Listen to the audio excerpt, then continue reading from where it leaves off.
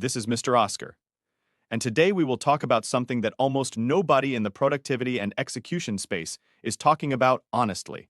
Not mindset, not habits, not identity or environment or implementation intentions or any of the psychological frameworks I have shared on this channel before. Today we are going to the body, specifically to the part of your body that has been making your scheduling decisions, your avoidance decisions, and your execution decisions without your conscious awareness or your permission for your entire adult life, your nervous system. And I want to be clear from the very beginning about why this conversation is different from everything else you have heard about why you don't follow through. Every framework I have shared on this channel, Gollwitzer's implementation intentions, Dweck's mindset research, Lewin's environmental design, Skinner's reinforcement systems, all of it operates at the level of psychology and behavior, and all of it is genuinely useful. I would not have shared it if it weren't. But underneath all of it, underneath the psychology, underneath the behavior, underneath the identity and the environment and the habits, there is a physiological layer that most execution content never reaches, a layer that, when it is dysregulated, makes every other intervention significantly less effective. Like trying to build on a foundation that is quietly shifting beneath you, that layer is your autonomic nervous system.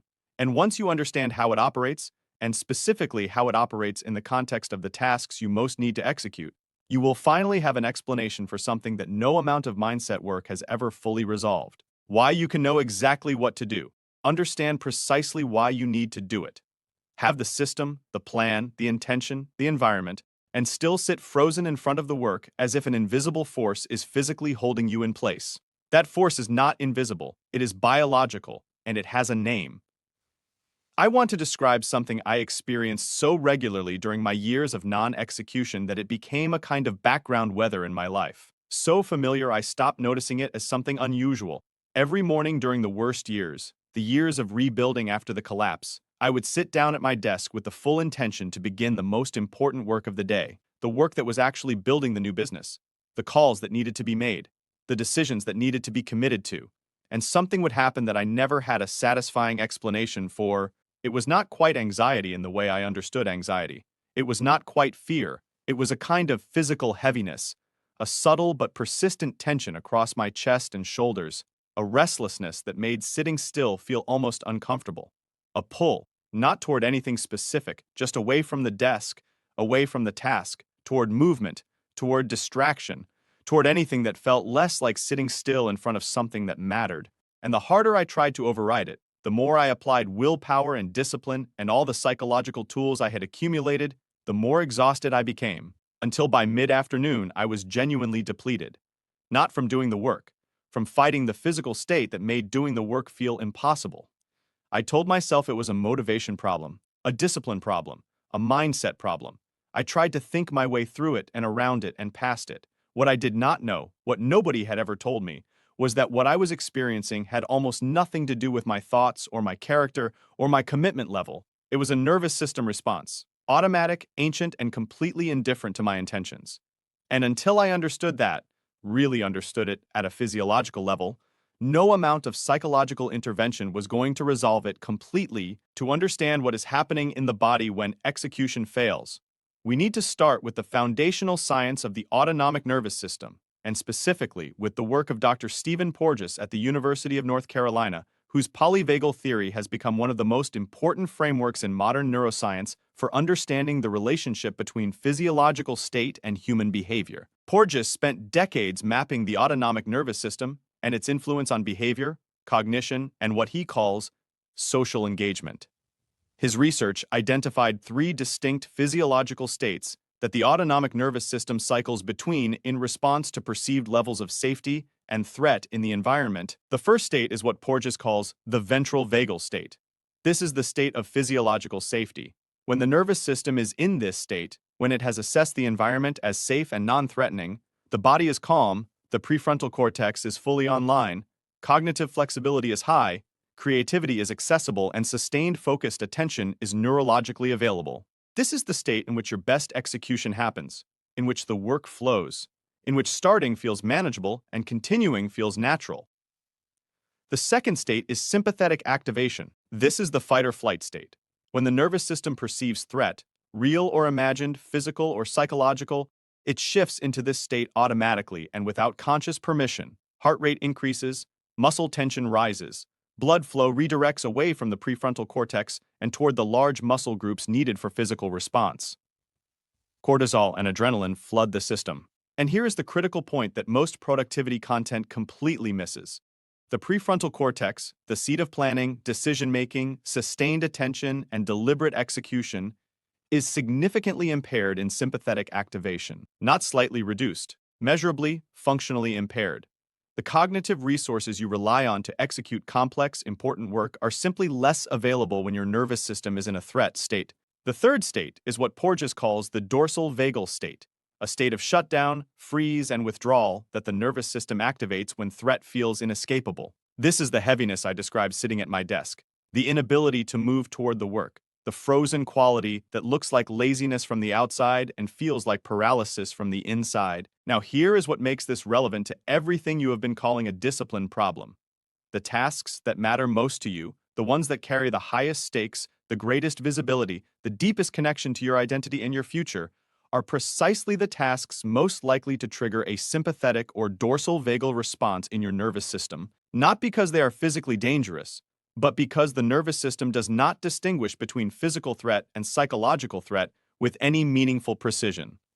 The high-stakes client call, the creative project that exposes your real capability, the financial decision with irreversible consequences, the difficult conversation that could change a relationship permanently. These tasks are psychologically threatening in ways that the nervous system registers as threat, full stop.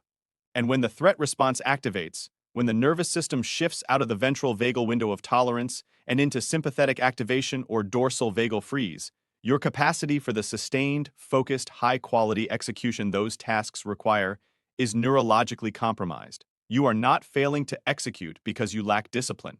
You are failing to execute because you are trying to do your most cognitively demanding work from a physiological state that makes cognitively demanding work significantly harder. This is also supported by the research of Dr. Bruce McEwen at Rockefeller University, whose decades of work on stress in the brain documented what he called allostatic load, the cumulative physiological cost of chronic stress on the brain and body. McEwen found that sustained activation of the stress response, the kind that chronic non-executors experience every day as they sit in front of the avoided work accumulating guilt and anxiety, produces measurable changes in prefrontal cortex function, working memory capacity, and the ability to regulate emotion and sustain attention. The longer the avoidance continues, the more physiologically compromised the capacity for execution becomes. The nervous system is not just responding to the threat of the task, it is responding to the accumulated stress of the avoidance itself. There is also critical research here from Dr. Peter Levine, the somatic psychologist and developer of somatic experiencing, whose work on the physiology of trauma and stress responses found that unresolved threat responses do not simply disappear when the perceived threat passes. They are stored in the body as residual tension, incomplete action patterns, and a chronically elevated baseline of nervous system activation. For people who have experienced significant professional failure, public humiliation, or repeated experiences of high-stakes execution going wrong, the body carries a memory of those experiences that activates automatically when similar high-to-stakes situations are approached again. This is why the person who has failed before finds it harder to begin again, not just psychologically but physiologically.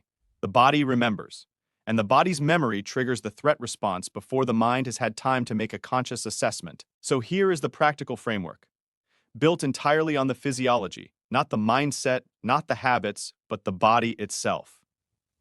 The first intervention comes directly from Porges's polyvagal research and addresses the most immediately actionable lever available for shifting the nervous system out of threat activation and into the ventral vagal window of tolerance where execution becomes neurologically accessible. It is breathing, specifically extended exhale breathing. I know how that sounds. I know breathing advice has become so ubiquitous in wellness content that it has started to feel meaningless, but I want to give you the precise physiological mechanism so you understand why this is not a relaxation technique.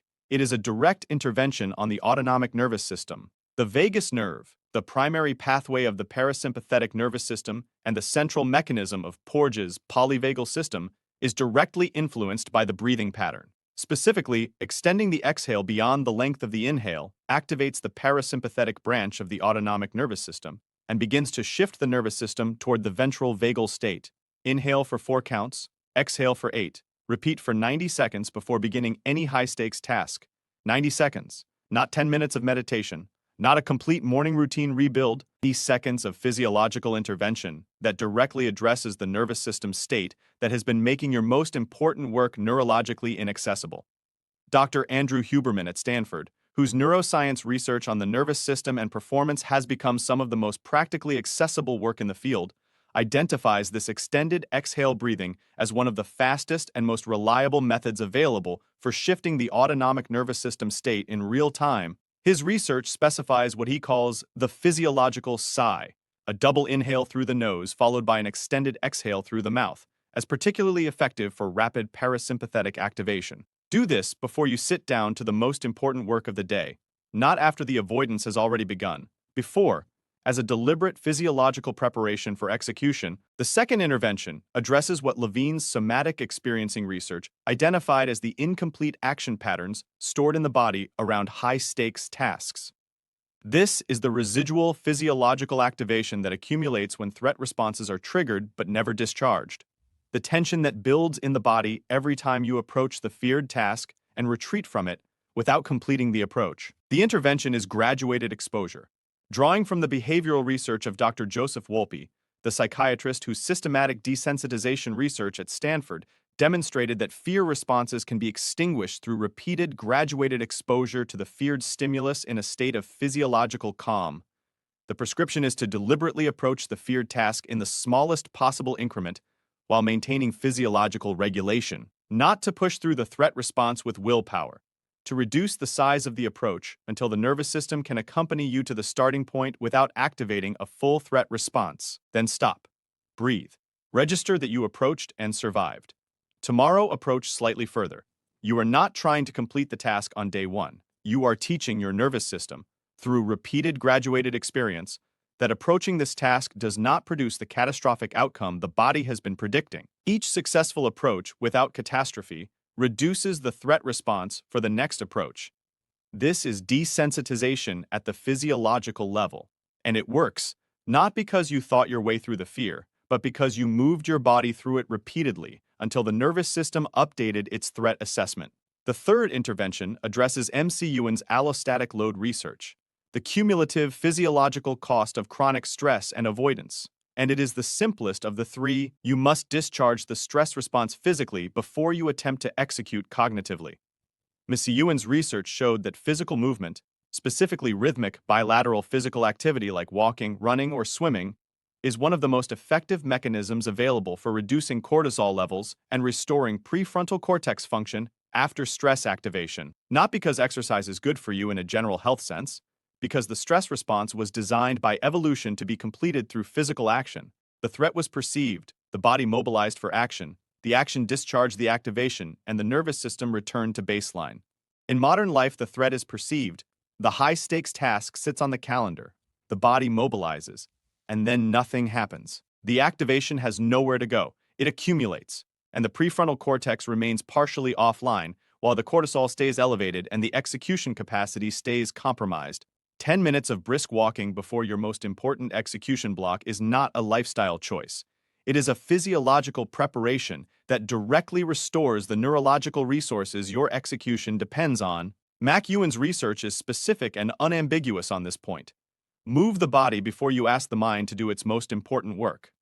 I want to close with something that reorganized the way I understand the years I spent fighting myself at that desk. I was not losing a battle of willpower. I was asking a nervous system in threat activation to perform the cognitive functions that threat activation was specifically designed to shut down, and then judging myself for the predictable result. The body is not the enemy of execution. It is the vehicle of it. And a vehicle that is running a threat response is not a vehicle that needs more discipline applied to it. It is a vehicle that needs to be brought back to the physiological state where the engine can actually run. Stephen Porges spent his career showing us that safety, felt safety, physiological safety, nervous system safety, is the prerequisite for the highest human functioning, not a luxury, not a soft concern for people who can't handle pressure. The literal biological precondition for the prefrontal cortex activity that makes complex execution possible. Your calendar is not a discipline problem. Your calendar is a nervous system problem. And nervous system problems have nervous system solutions. Breathe first. Move the body. Approach gradually. Let the physiology lead. Everything else follows. I'm Mr. Oscar. This is Execution Psychology. And I will see you in the next one.